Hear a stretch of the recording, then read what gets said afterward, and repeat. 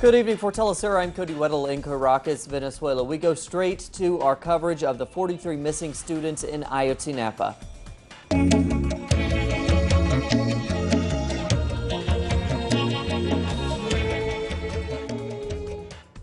And to begin our coverage tonight, we go to our correspondent in Mexico, Clayton Kahn. He has an update as tensions continue to rise and international attention remains focused on the country.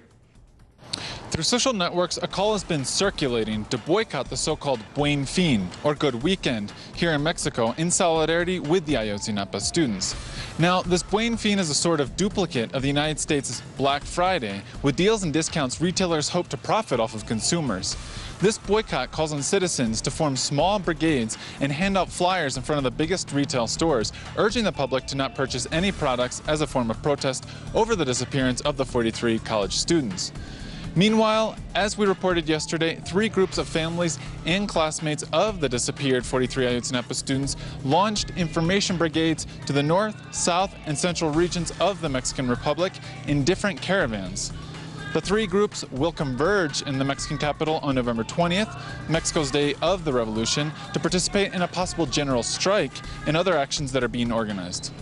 This is Clayton Kahn reporting for Telesur here in the Mexican capital. Interesting information there. Thanks to Clayton. As he noted, the anguished parents of 43 missing students began a protest tour of the country on Thursday. They continue to hold out hope that their children will be found alive. Hundreds of Mexicans marched in support as a convoy of buses left with families and dozens of fellow students in Ayotzinaca. That's the home of the Young Men's Left-Wing Teacher Training College in the southern state of Guerrero. The parents, who deeply distrust the government, say they don't believe their sons are dead. They demand that authorities find them alive. We have no proof that the remains they found recently in Cocula and they were sent for studies in Austria are those of the students. And as long as we are not sure, for us they are alive.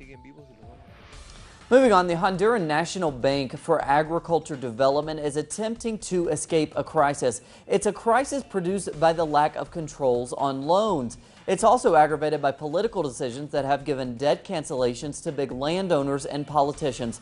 For more, here's our correspondent Gerardo Torres. The Honduran National Bank for Agricultural Development is undergoing a crisis. The crisis requires that they forgive much of the debt that is consequence of many years of political intervention, said its president, Johnny Handal.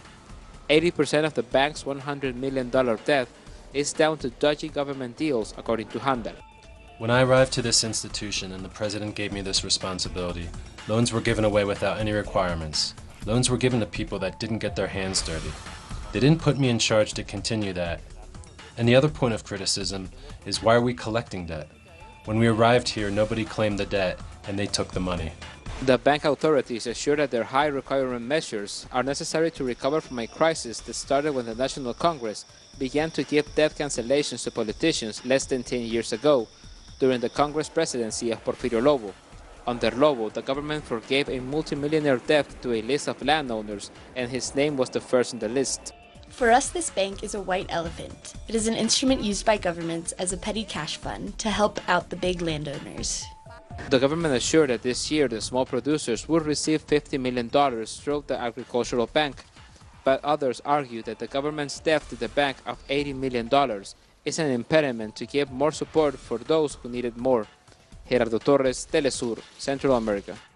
And thanks to Gerardo. Now we take a look around the world. We go to Australia. That's where world leaders are descending on the northern city of Brisbane. Security is extremely tight. Authorities have emptied the streets, but protesters are also arriving in the hot and humid city. The leaders are from the Group of 20. That's a forum for governments and central banks from 20 of the biggest economies. But as they arrive, so do many protesters. On Friday, many were highlighting the plight of indigenous peoples in Australia and worldwide. Larger protests are expected on Saturday against the dominant capitalist model and the large inequalities in the world.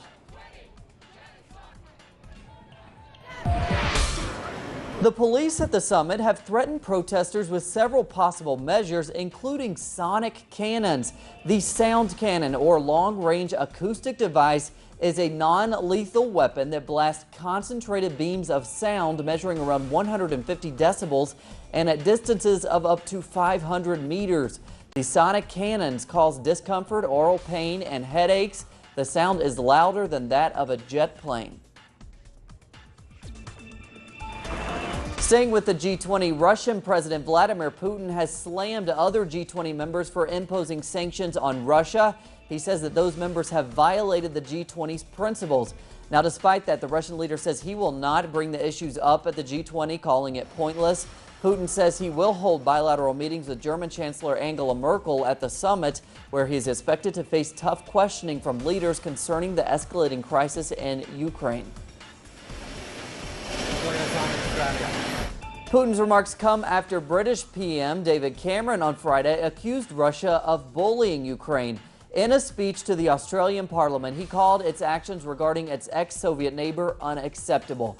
Australian Prime Minister Tony Abbott joined in. He accused Putin of trying to relive the lost glories of Tsarism. Russian Navy vessels are off the coast of Australia. Abbott calls the ships part of what he called a regrettable pattern. During his press conference in Myanmar, United States President Barack Obama announced that he wants to reform immigration laws before the end of the year. Republicans have threatened to impeach the president if he goes forward with immigration reform on his own. Over a year to go ahead and at least give a vote to the Senate bill. They failed to do so. And I indicated to Speaker Boehner several months ago that if in fact Congress failed to act, I would use all the lawful authority that I possess to try to make the system work better. And that's going to happen. That's going to happen before the end of the year. And to finish up on this Friday evening here in Caracas, the emperor's old clothes and chattels will go under the hammer. Monaco's royal family is selling a collection of the little Emperor Napoleon's personal possessions. The auction of over 1,000 items includes his iconic cocked hat and a diamond-encrusted sword. Buyers are expected to bid hundreds of thousands or even millions of euros for some of the items on sale. That would make it one of the most extraordinary auctions in recent memory. There's plenty more on those stories and others at our website, telesurtv.net/English. For Telesur English, I'm Cody Wett. I hope you have a great weekend.